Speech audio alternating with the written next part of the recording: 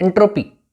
Entropy आपके पास basically वो चीज़ है जो आपको बताती है कि किसी चीज़ में आपके पास स्टेबिलिटी का होना। जैसे आपने थर्मोडायनेमिक्स में आप देख ही रहे हैं, उससे पहले केमिकल बॉन्डिंग में आपने देखा है कि स्टेबिलिटी कहते हैं दिमाग एक चीज़ को कहता है एनर्जी को डिक्रीज करो, एनर्जी को बाहर निकालो, स्टेबिलिटी बढ़ जाएगी। लेकिन ये एक नया कंसेप्ट आपके पास जो बताता है कि मॉलिक्यूल सिर्फ एनर्जी लूज करके ही स्टेबल नहीं होना चाहता, वो एक और तरीका अपने पास रखता है जिसमें हर एक स्टूडेंट खुश रहता है। क्या? डिसिप्लिन कम करा के।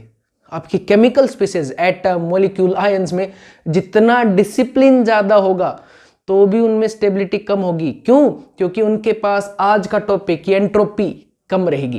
तो एंट्रोपी है आपके पास, जैसे नाम से ही पता चल रहा है, अभी बात चल रही थी कि डिसिप्लिन ना होना, ऑर्डर ना होना मींस रैंडमनेस होना। किसी सब्सटेंस के अंदर कितनी रैंडमनेस है, कितना वो फ्रीली घूमना चाहता है बिना किसी रूल के, बिना किसी रेगुलेशन के, फ्री माइंड के साथ, वही डिफाइन करता है उसकी एंट्रोपी को। तो यहीं से अब डायरेक्ट टॉपिक स्टार्ट करते हैं कि आपके मॉलिक्यूल की स्टेबिलिटी ना सिर्फ एनर्जी के घटने पे डिपेंडेंट करती है बल्कि उसके फ्री मूवमेंट पे, अनऑर्डरनेस पे, उनकी रैंडमनेस पे भी डिपेंड करती है, कितना फ्रीली वो घूम पाते हैं, आजाद रह पाते हैं। अब उसी आजादी का थर्मोडायनेमिक्स के अंदर नाम जो है वो है एंट्रोपी। तो अब पढ़ना शुरू करते हैं जल्दी से। एंट्रोपी क्या है आपके पास?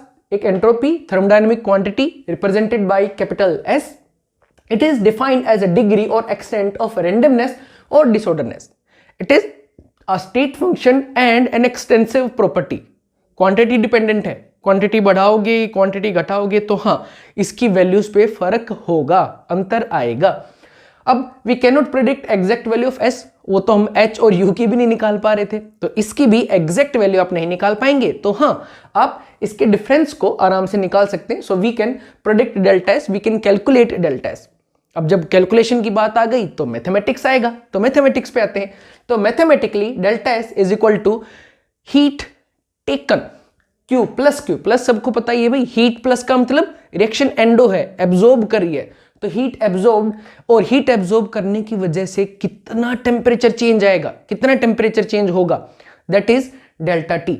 वो दोनों का ratio, heat absorb and change in temperature, is defined as entropy. But ध्यान रखिएगा हम एंट्रोपी की डेफिनेशन में, थ्योरेटिकल डेफिनेशन में क्यू को रिवर्सिबल लेके चलते हैं, रिवर्सिबल वर्क कराते हैं, रिवर्सिबल चेंज कराते हैं। अब आपके पास डेफिनेशन देख लेते हैं। Heat absorbed by the system at a given temperature reversibly is known as entropy. अब यूनिट की बात करते हैं जो आपको साफ साफ दिख ही रही है। ऊपर न्यूमरेटर में आपके पास क्यू है तो इसकी यूनिट आपको पता ही है, हीट है तो हीट की यूनिट जूल या कैलोरी, और नीचे टेम्परेचर है जिसकी यूनिट क्या होंगे आपके पास, केल्विन। तो यूनिट हो जाएगी जूल पर केल्विन या कैलोरी पर केल्विन।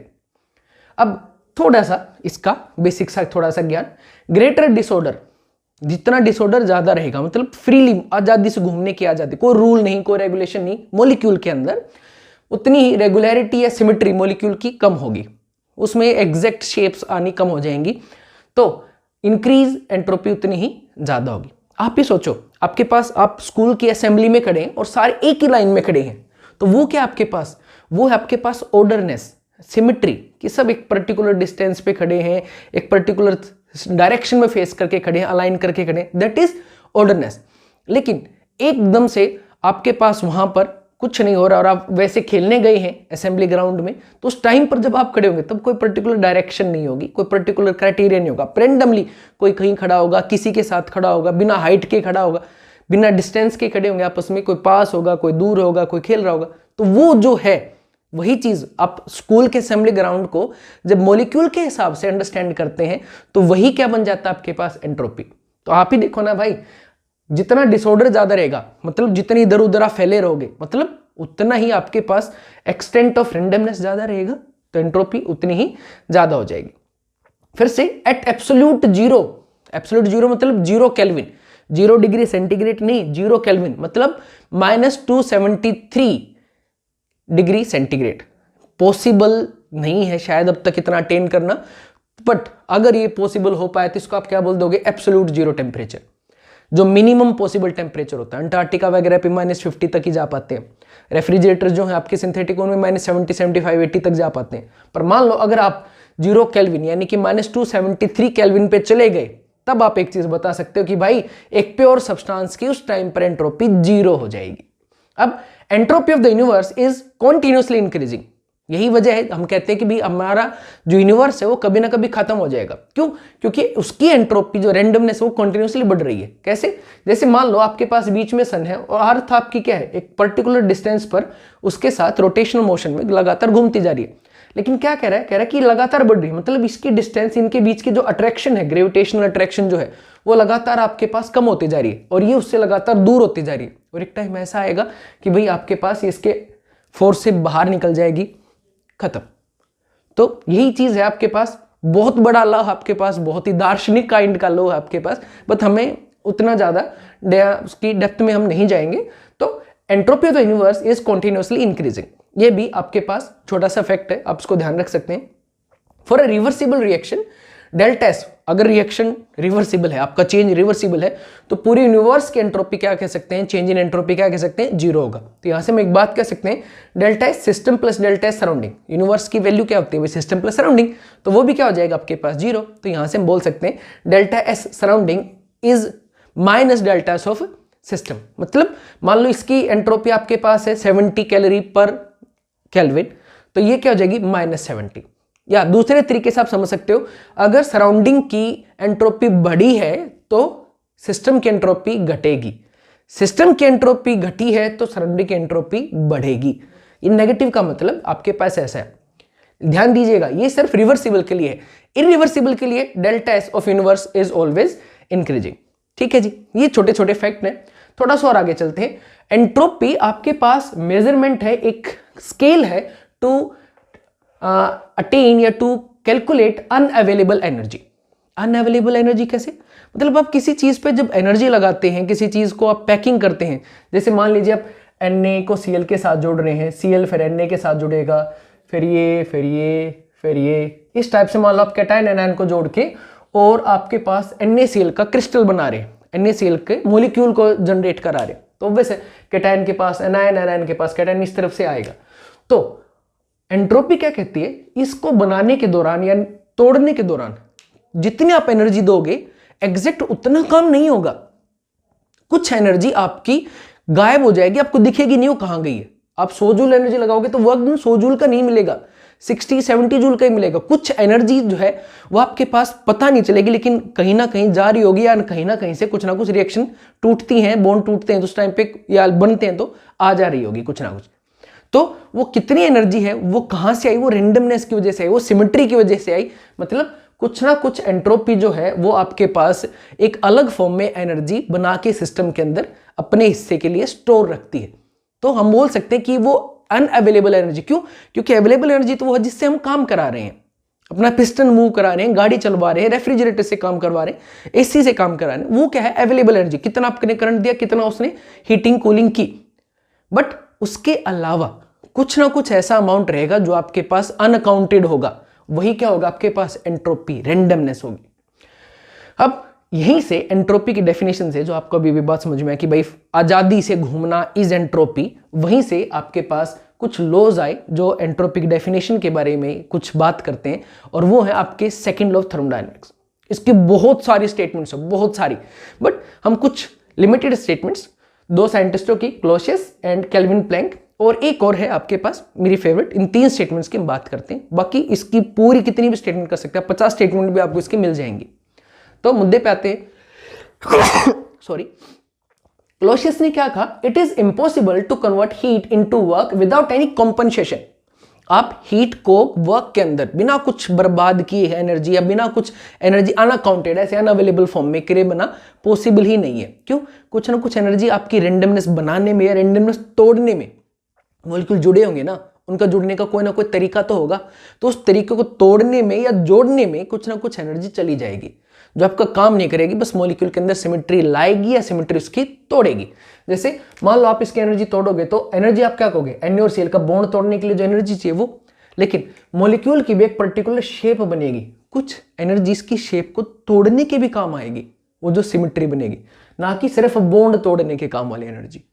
तो वो जो एक्स्ट्रा एनर्जी है उसी एनर्जी को हमने क्या कहा है, एंट्रोपी का।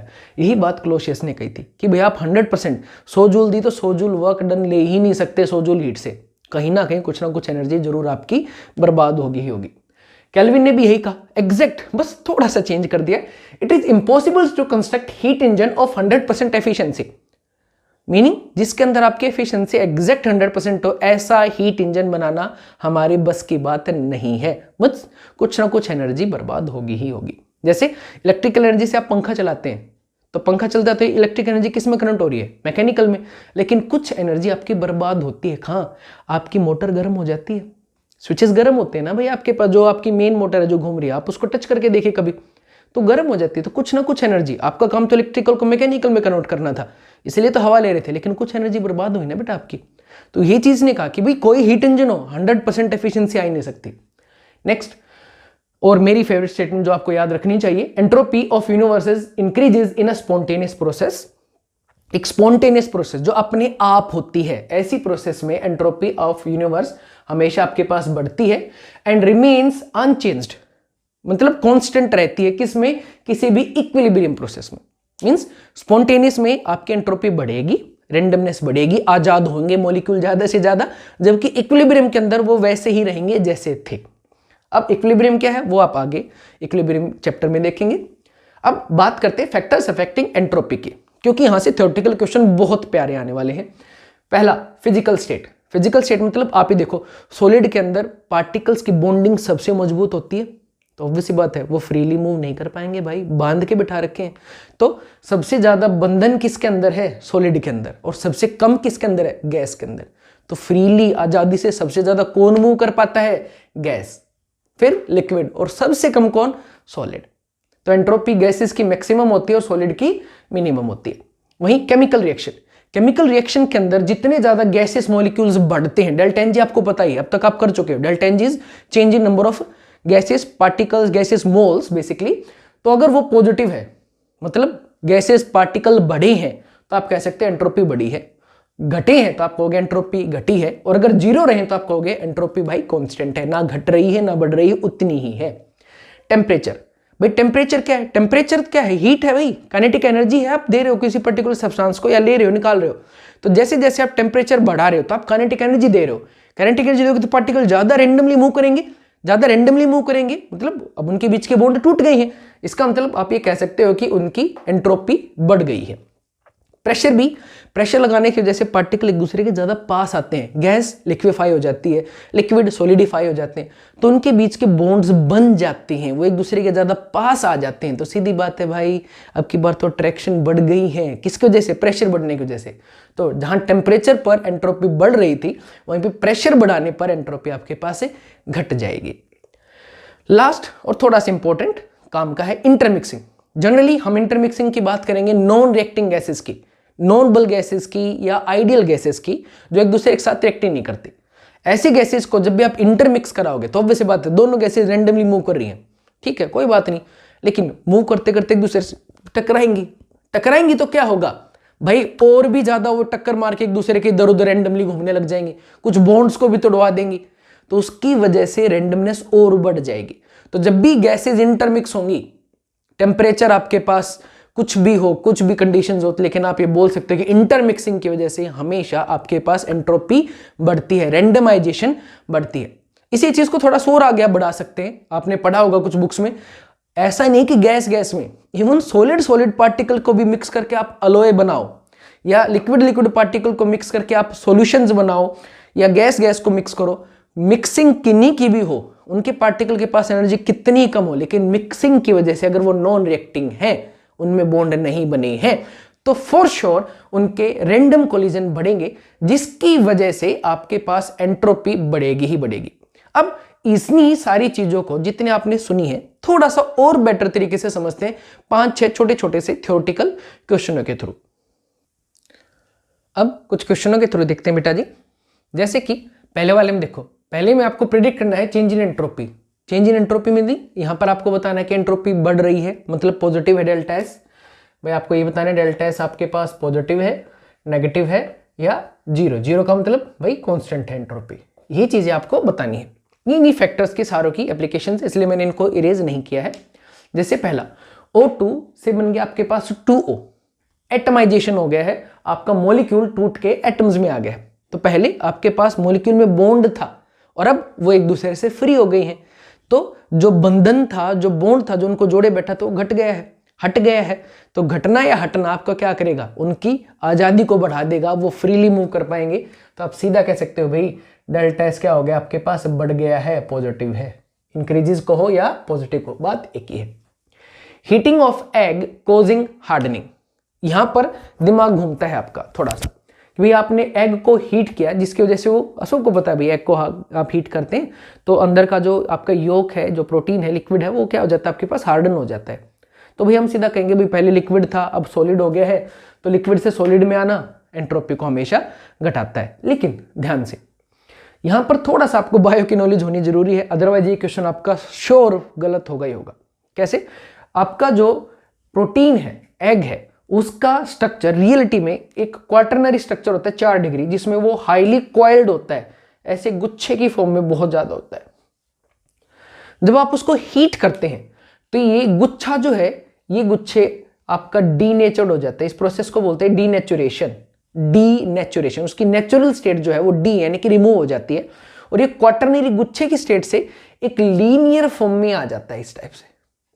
बेशक वो हार्ड हो गया है, लेकिन उसके अंदर के जो स्ट्रॉन्ग बॉन्ड थी, क्वार्टरनरी कोइलिंग थी, ये कोयल की फॉर्म में जो बना हुआ था, वो कोयल आपके पास एक लीनियर चेन की फॉर्म में आ जाते हैं। तो आपको साफ दिख रहा है यहां बॉन्ड ज्यादा थे, यहां पे अनकोइलिंग की वजह से कम हो गए। तो भाई हीटिंग की वजह से जैसा होता है, यहां पे क्या होगा आपके पास, पक्का डेल्टा से बढ़ गई है। सबको यहां पे गलत लगता है कि भाई हार्डन हो गया, सॉलिड हो गया तो घट जाएगी। थोड़ा ध्यान से, नाइट्रोजन 10 एटीएम से नाइट्रोजन 1 एटीएम पे आ गई है, मतलब प्रेशर घट गया है। और हमें पता है प्रेशर घटता है तो पार्टिकल दूर जाते हैं एक दूसरे से, फ्रीली घूमते हैं, फ्रीली घुमाने ही तो है। तो डेल्टा एस अब की बार क्या हो जाएगा, इंक्रीजेस। अगले वाले में देखिए, आपके पास carbon solid plus H2O liquid से CO प्लस H2, ये बहुत इंपॉर्टेंट गैस है। सिंथेसिस रिएक्शन बोलते हैं, सिंथेसिस मिक्सचर बोलते हैं इसको, इससे बहुत सारी चीजें बनाई जाती हैं, सिन गैस भी बोलते हैं दोनों को।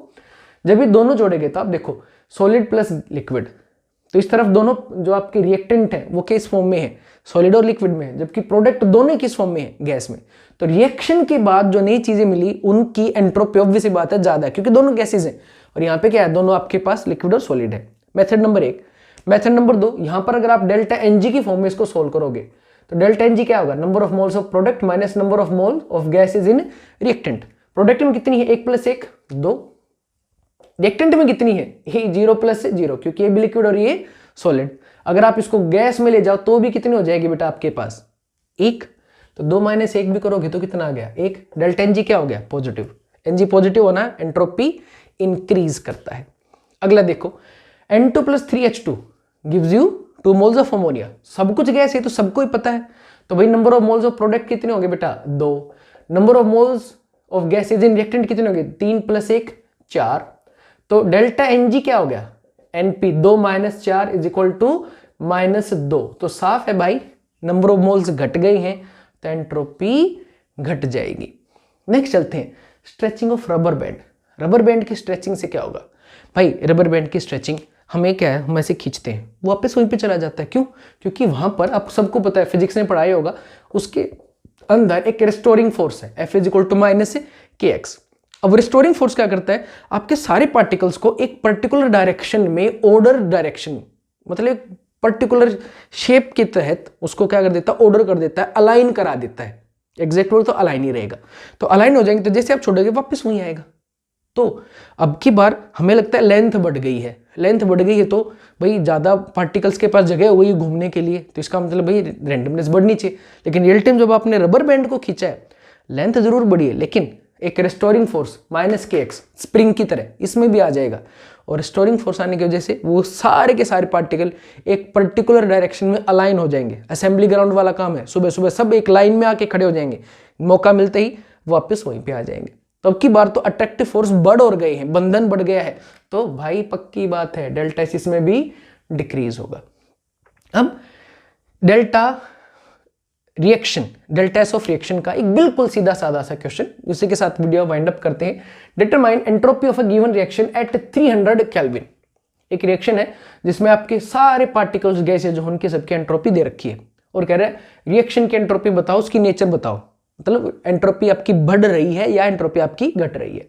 तो सिंपल है, अगर रिएक्शन बैलेंस दे रखी है वेल एंड गुड फाइन, अगर बैलेंस नहीं दे रखी तो फर्स्ट थिंग फर्स्ट पहले उसको बैलेंस करेंगे, फिर सारों की वैल्यू चेक करेंगे सारों की। तो अब आप लिखते जाए डेल्टा एस ऑफ रिएक्शन क्या होगा, लिखा था भाई आपके पिछले वाले पेज पे देखो एक बार, delta S of products minus delta S of reactants. अब वो क्या हो जाएगा, डेल्टा एस ऑफ रिएक्शन क्या हो जाएगा 2 × 75 प्रोडक्ट्स की वैल्यू, प्रोडक्ट में पानी तो है, पानी की वैल्यू कितनी 75 माइनस रिएक्टेंट में कौन कौन है H2 और O2, H2 कितने 2 तो 2 × 125 इसकी वैल्यू प्लस में 200 किसकी वैल्यू O2 की, ये हो गया 150, ये वैल्यू आपके पास होगी 150 और ये वाली वैल्यू होगी आपके पास 450। तो 150 में से 450 डिक्रीज करोगे तो माइनस का 300। इसका मतलब जो मेन पार्ट था इसका कि भाई एंट्रोपी बढ़ेगी या घटेगी, तो एंट्रोपी इस रिएक्शन में घटेगी, डेल्टा एस विल डिक्रीज। तो ये था इसका थ्योरेटिकल इंट्रोडक्शन थोड़ा सा। अगली वीडियो में हम इसी का मैथमेटिकल ट्रीटमेंट और बहुत सारे न्यूमेरिकल्स चेक करेंगे। होपफुली आपको समझ में आ गया होगा। Thank you.